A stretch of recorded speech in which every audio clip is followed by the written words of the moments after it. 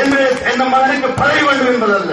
அந்த தாயின் முறையிலே பால் குடித்து வளர்ந்த இந்த பற்றி சொல்கிறேன். யாரையும் காட்டிக் கொடுப்பதற்கு, கூட்டிக் கொடுப்பதற்கு, துரோகம் என்று சொல்வதற்கு, சரி என்று சொல்வதற்கு ஆட்படுகிறவர்கள் அல்ல. இந்த குளித்து போன வார்த்தைகளை தேசிய அரசியல் இருந்து தூக்கி எறிய வேண்டும் என்று விரும்புகிறவன் நான். எனவேதான் அன்பின் சகோதரர்களை கேளுங்கள். இம்முறையும் நான் இன்னும் ஒன்றை நினைத்திருக்கிறேன். யாரும் நாங்கள் அரசாங்கங்களிலிருந்து விலகி இருக்கிறோம், அமைச்சு பதவிகளை தொடர்ந்திருக்கின்றோம். எப்படி கூட்டாக 2001 அரசாங்கத்திலிருந்து எதிர்கட்சிக்கு மாறினோம். 3-4 பேர் வரவில்லை, முழு மந்திரியும் அறமந்திரியும் வரவில்லை. அங்கே தங்க நாங்கள் எங்களுடைய இன்றைய தலைவர் ரவுபக்கிம் அவர்கள் உட்பட இங்கிருந்து ஆளுங்கட்சியிலே இருந்து அமைச்சு பதவிகளை அவர்கள் தூக்கிய நாங்கள் போய் காட்டியவர்கள். 2007 இந்த தலைமைத்துவம் அன்றைய மஹிந்த ராஜபக்ச அரசாங்கத்தில் இருந்த அவருடைய அமைச்சிலே இருந்த ஒரு அதிகாரியினால் அவமானப்படுத்தப்பட்ட போது, அன்று முஸ்லிம் சமுதாயத்தினுடைய தலைமைத்துவம் முஸ்லிம் காங்கிரஸ் இல்லை என்று நிரூபிக்க அவர்கள் தயாராக இருந்த போது நான் உட்பட அமைச்சு பதவிகளை தலைவர் உட்பட ராஜினாமா செய்துவிட்டு போய் காட்டியவர்கள். இதே போன்றுதான் இன்று ஒரு வரலாறு. அல்ஹம்துலில்லாஹ், யாரும் ராஜினாமா செய்யாத சூழ்நிலையிலும் இந்த கட்சியோடு இருந்தவராக இந்த அமைச்சு பதவியை தூக்கி எறிந்து காட்டுவதற்கு தைரியம் தந்த அல்லாஹ்வை நேசிக்கின்றேன், அவருடைய வழிகாட்டலுக்காக இயங்குகிறேன் என்று சொல்ல கடமைப்பட்டிருக்கிறேன். இன்னொரு விடயத்தை சொல்ல வேண்டும். நான் என்றைக்கும் முஸ்லிம் முதலமைச்சர் என்ற கோரிக்கையையும் கோஷத்தையும் எதற்காகவும் விட்டுக் கொடுக்க தயாரில்லை என்பதை இந்த முறையிலே நான் பேராப்படுத்த விரும்புகிறேன். யார் சொன்னாலும், எவர் சொன்னாலும், ஜனாதிபதி சொன்னாலும், பிரதமர் சொன்னாலும், முஸ்லிம் முதலமைச்சர் என்பது கிழக்கு மாகாண முஸ்லிம்களுக்கு ஹலால் தான். அதற்கான வியூகத்திலிருந்து நான் மாணிக்கும் வரை விலக மாட்டேன் என்பதையும் இந்த இடத்திலே கூறிக்கொள்ள விரும்புகின்றேன். அன்புள்ள சகோதரர்களே, பெரியவர்களே, ஏன் முஸ்லிம்களுக்கு கிழக்கு மாகாணத்திலே முஸ்லிம் முதலமைச்சர் என்ற கோஷத்தை அவர் யாராகவும் இருக்கலாம், எந்த குழுவாகவும் இருக்கலாம், ஒரு அதிகாரம் இல்லாமல் செய்யலாம். அடையாளத்திற்காக, அந்தஸ்தை உறுதிப்படுத்துவதற்காக, மறைந்த தலைவருடைய ஆன்மாவிற்கு பழி சொல்வதற்காக அவர் சொன்னார். மறைந்த தலைவர் எம்எச்எம் அஸ்ரப் அவர்கள் சொன்னார்கள், எதிரே வருகிற எந்த ஒரு மாகாண சபையின் பின்பும் அமைக்கப்படுகிற மாகாண முதலமைச்சர் மாநாட்டிலே ஒரு முஸ்லிம் குரல் ஒலிக்க வேண்டும். அந்த முஸ்லிம் குரல் இலங்கை முழுவதற்கு உரிய முஸ்லிம்களின் உரிமை குரலாக ஒலிக்க வேண்டும்.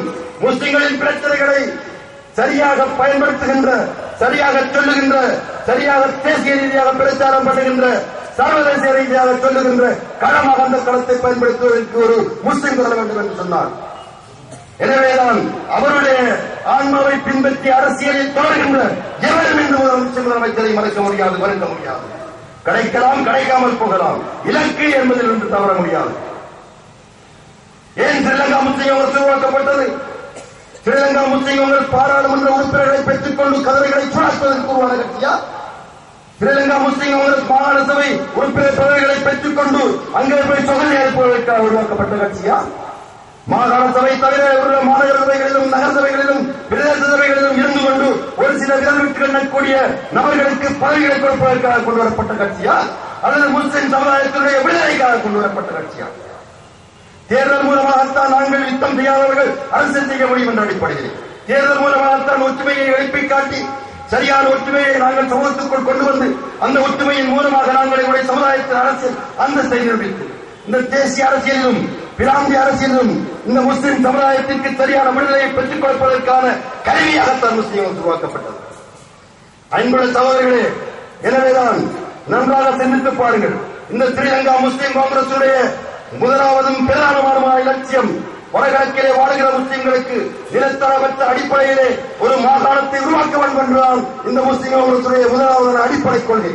தமிழர்களுக்கு எவ்வாறு தமிழீழம் என்ற தனிநாடு இன்னும் கைவிடப்படாத நிலையிலே என்றும் சர்வதேச நாடுகள் எல்லாம் உரத்து உரைக்கிற ஒரு கோட்பாடாக இன்னும் இலங்கையிலே வாழ்கிற தமிழர்கள் மக்கள் நம்புகிற கோட்பாடாக இவ்வளவு அடிவடைக்கு பின்னும் மொழி வாய்க்காத யுத்தம் முடங்கியதற்கு பின்னும் இன்னும் இந்த தமிழ் சமுதாயம் தமிழீழம் என்ற வார்த்தையை நாங்கள் அழிந்து விட்டோம் என்று கைவிட தயாரில்லை. நாங்கள் அரசியல் ரீதியாகவும் இராணுவ ரீதியாகவும் பலகீனப்பட்டு விட்டோம் என்று அவர்கள் தன்னுடைய தயாரில்லாத சூழ்நிலை சர்வதேசத்தை உணர்த்து ஒலிக்கிற குரலாக மாறி இருக்கிற தருணத்திலே நாங்கள் அன்று செய்த அரசியல் வடகிழக்கிலே தமிழர்களுக்கு என்று தீர்வு வருகின்ற போது அதிலே பகடைக்காயாக அல்லது பாதிக்கப்பட்ட கைலெஞ்சு போல தூக்கிய சமுதாயமாக அல்லது இந்த சமுதாயம் ஒன்றுபட்ட சமுதாயமாக இருக்கக்கூடாது. இந்தியாவிலே இந்தியா என்ற ஒரு சுதந்திர நாடு உருவான போது பாகிஸ்தான் என்ற ஒரு முஸ்லிம் நாடு உருவானது போல இந்த வடகிழக்கிலே தீர்வு வந்து தமிழர்களுக்கு என்று ஒரு மாகாணம் கிடைக்கின்ற போது நிலத்தரப்பட்ட அடிப்படையிலே முஸ்லிம்களுக்கு ஒரு மாகாணம் கிடைக்க வேண்டும் என்ற அடிப்படை கொள்கை எவ்வாறு அன்றே தன்றும் அந்த தமிழ் மக்கள் இவ்வளவு அரசியல் ரீதியான பின்னடைவுகளுக்கு பண்ணும் தமிழகம் என்ற கோஷத்தை கைவிடவில்லையோ அவ்வாறுதான் இலங்கையிலே வாழ்கிற முஸ்லிம்களும் விசேஷமாக வடகிழக்கிலே வாழ்கிற முஸ்லிம்களும் நிலத்தரப்பட்ட அடிப்படையிலான மாகாணம் என்ற கோரிக்கை கைவிட முடியாது. அவ்வாறு கைவிடுவீராக இருந்தால் இந்த சமுதாயம் நாதியற்ற சமுதாயமாக அரசியல் இலக்கற்ற சமுதாயமாக நொண்டி சமுதாயமாக ஏற்கனவே சொன்னதைப் போல கிள்ளுக்கிறை சமுதாயமாக வாக்களிக்கிற